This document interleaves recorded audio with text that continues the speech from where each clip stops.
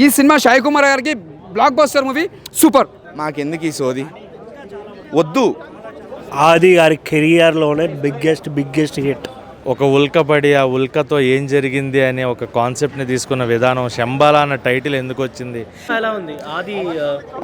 ఆది సాయి కుమార్ గారిది శంబాల చూసి రావడం జరిగిందన్న. నేనైతే ఆది గారికి ఒకటే చెప్తా, మాకెందుకు ఈ సోది వద్దు. సాయి కుమార్ గారు, మీరు ఇంత legendary actor, maybe he needs some guidance, maybe he needs some mentorship. కొంచెం గైడ్ చేయండి. ఆది గారు మీ యాక్టింగ్తో మాత్రం మమ్మల్ని మంత్రముగ్ధుల్ని చేశారు, డౌట్ లేదు అందులో. మీరు యాక్టింగ్ చాలా బాగా చేశారు. యాక్టింగ్ ఒకటి ఉంటే సరిపోదు కదా, యాక్టింగ్ ఒకటి ఉండి బ్యాక్గ్రౌండ్ మ్యూజిక్ ఒకటి ఉండి సాంగ్స్ ఒకటే ఉంటే సరిపోదు కదా. స్టోరీలో బలం ఉండాలి, కాన్సెప్ట్ ఉండాలి. ఒక మైథలాజికల్ ఫ్యాంటసీ థ్రిల్లర్, అది mythological fantasy thriller or fantasy horror అనొచ్చు. అలాంటి మంచి కాన్సెప్ట్ని it would have worked wonders. చాలా తీయచ్చు సినిమాతో. కానీ ఎక్కడ స్టోరీలో గ్రిప్పింగ్ లేదు, గ్రిప్ చేయలేకపోయారు మమ్మల్ని. ఆ ఆడియన్స్ని స్క్రీన్ని చూస్తూ ఉండిపోయేలాగా చేయలేకపోయారు డైరెక్టర్ గారు. అసలు చాలా వీక్ డైరెక్షన్, చాలా వీక్ స్క్రీన్ ప్లే, చాలా బోరింగ్గా ఉండింది. ఎస్పెషల్లీ ఒక మాట ఎందుకు చెప్తున్నాను బోరింగ్గా ఉండింది, ఎక్కడా కూడా గ్రిప్పింగ్గా లేకుండే స్క్రీన్ ప్లే. అంటే అన్న మీరు మైథలాజికల్ కాన్సెప్ట్ తీసుకొని వచ్చారన్న. మైథలాజికల్ కాన్సెప్ట్ అంటేనే మనకి స్క్రీన్ మీద దేవుడు కనిపించగానే అరే ఉండిపోతాం స్క్రీన్ మీదనే. ప్రీమియర్ చూసినట్టున్నారు, ఎలా అనిపించింది? శంబాల ఆది గారి కెరియర్లోనే బిగ్గెస్ట్ హిట్.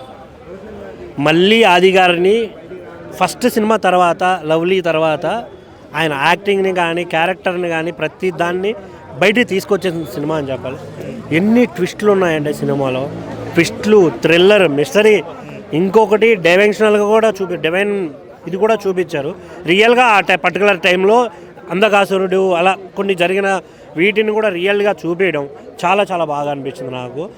మెయిన్గా హీరోయిన్ గారి క్యారెక్టర్ అందరివి చాలా బాగున్నాయి. విరూపాక్షకి దీనికి అసలు సంబంధమే లేదు. ఆ క్యారెక్టరీ వేరే, క్యారెక్టరైజేషన్ వేరే, సినిమా వేరే. ఇందులో చేసిన ప్రతి ఒక్క క్యారెక్టర్ చాలా బాగా అనిపిస్తుంది. ఒక పాప క్యారెక్టర్ కాకపోతే నాకు ఆ హీరోయిన్ ఒక్కటి కొంచెం అనిపించింది. అది కూడా ఎందుకంటే దేవతల ఆమె సూట్ అవ్వలేదేమో కొన్ని సీన్లో అనే ఒక్క చిన్న గిల్ట్ తప్ప సినిమాలో background score everything is fine. చాలా బాగుంది. థియేటర్కి రండి, ఎంజాయ్ చేయండి. Thank you. వాచ్ ఎక్స్పీరియన్స్ ఇస్తుంది అనమాట. బ్యాక్గ్రౌండ్ మ్యూజిక్ కానీ, విజువల్స్ కానీ, ఒక ఉల్కపడి ఆ ఉల్కతో ఏం జరిగింది అనే ఒక కాన్సెప్ట్ని తీసుకున్న విధానం, శంబాల అన్న టైటిల్ ఎందుకు వచ్చింది, ఆ ఊరికి శంబాల అని పేరు ఎందుకు పెట్టారు, దానికి ఉన్న బ్యాక్గ్రౌండ్ స్టోరీ కానీ ప్రతిదీ కూడా రాసుకున్న విధానం, screen play, story, background music, performances, ప్రతి ఒక్కళ్ళ పెర్ఫార్మెన్స్, రామరాజు గారు, రఘునందన్ గారు అండ్ ఆది సాయి కుమార్ గారు నాకు తెలిసి he's having that blockbuster film. నాకు తెలిసి బర్త్డేకి ఆయనే గిఫ్ట్ ఇచ్చుకున్నట్టు ఉందన్నమాట సినిమా. అండ్ హీరోయిన్గా అర్చన అయ్యర్ గారి పెర్ఫార్మెన్స్, ఆవిడ క్యారెక్టరైజేషన్ దేవి అని ఉంటుంది. దేవి అని పేరు ఎందుకు అనేది తెలియాలంటే సినిమా చూడాలి. అండ్ ఓవరాల్ నాకు సినిమా అయితే చాలా నచ్చింది. థియేట్రికల్గా అంటే అమ్మవారి గెటప్కి జస్టిఫికేషన్ లేదు, హెల్ప్లెస్గా ఉండడం ఏంటి, ఇలా క్వశ్చన్స్ వస్తున్నాయి కదా. మరి ఆవిడ అమ్మవారు కాదుగా, మనిషి తనని తాను త్యాగం చేసుకుని ఆ ఊరికి, ఇప్పుడు సమ్మక్క సారక్క క్యారెక్టరైజేషన్స్ ఉన్నాయి, వాళ్ళిద్దరు అమ్మవారు కాదు. అక్కడ ప్రాంతానికి ప్రజల కోసం నిలబడి ప్రాణత్యాగం చేసిన వాళ్ళ అమ్మవార్లుగా మనం మార్చుకున్నాం. ఇక్కడ అమ్మవారు కూడా అదే వ్యవస్థ. కాకపోతే అమ్మవారు దారి చూపిస్తుంది. దుర్గామాత, కాళీమాత అయితే వాళ్ళే విజృంభిస్తారు. ఇక్కడ అమ్మవారు ఏంటి అంటే అక్కడ తనని తాను అమ్మవారుగా మార్చుకొని ప్రజలకు మళ్ళీ దారి చూపించి వాళ్ళని మళ్ళించి ఆ ఊరికి మంచి జరిగేలాగా ఆమె తీసుకున్న నిర్ణయం అది చూపించారు. దాంట్లో తప్పేం లేదు. అమ్మవారు కాదు, ఓవరాల్ సినిమా చాలా బాగుంది, చాలా మంచి సినిమా. థియేట్రికల్గా మాకు థియేట్రికల్ ఎక్స్పీరియన్స్ లేదు చెప్తున్నారు కానీ విజువల్స్ చెప్పేవాళ్ళు రండి, థియేటర్కి రండి, సినిమా చూడండి. మనకు అందుబాటు ధరలో చక్కగా టికెట్ రేట్లు కూడా తక్కువ తీసుకొస్తున్నారు. నిజంగా చెప్తున్నా, శంబాల సినిమాస్లో గూస్ బంప్స్ వస్తున్నాయి. ఇంతవరకు మేము ఎప్పుడు తెలియదు సాయి కుమార్ కొడుకు ఆది గారు. నిజంగా చెప్తున్నా, ఒక ప్రేమకల తర్వాత అంటే మళ్ళీ ఒక లవ్లీ తర్వాత అంటే ఒక సుకుమార్ తర్వాత మళ్ళీ ఒక కంబ్యాక్ అని చెప్పొచ్చు. నిజంగా చెప్తున్నా, ఆది గారికి కంబ్యాక్ అని చెప్పొచ్చు. ప్రతి సీను మళ్ళీ మన ఒక విరూపాక్ష ఎంత ఎంజాయ్ చేసినామో శంబాల చూస్తే మనం అంత ఎంజాయ్ చేస్తాం. ప్రతి సీను, ప్రతి ఎలివేషన్స్, ప్రతి డైరెక్షన్స్ నిజంగా చెప్తున్నా చాలా అంటే చాలా కొత్తగా తీసిన డైరెక్టర్ గారు. ఇది ఒక సినిమా ప్రతిదీ అంటే విలేజ్లోకి పోయినాక ఊర్లోకి పోయినాక ఆ బ్యాక్గ్రౌండ్ మ్యూజిక్ కానీ స్క్రీన్ ప్లే కానీ ఆ డైరెక్షన్ కానీ ఒక కొత్త రకం చూపించారు డైరెక్టర్ గారు. ముందుగా హ్యాట్సాప్ సార్.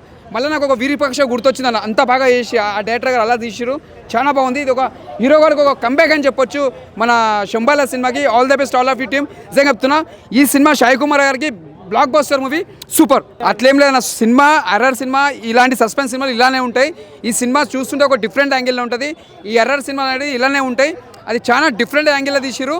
ఈ సినిమా మాత్రం సూపర్ ఉంది, బ్లాక్ బస్టర్.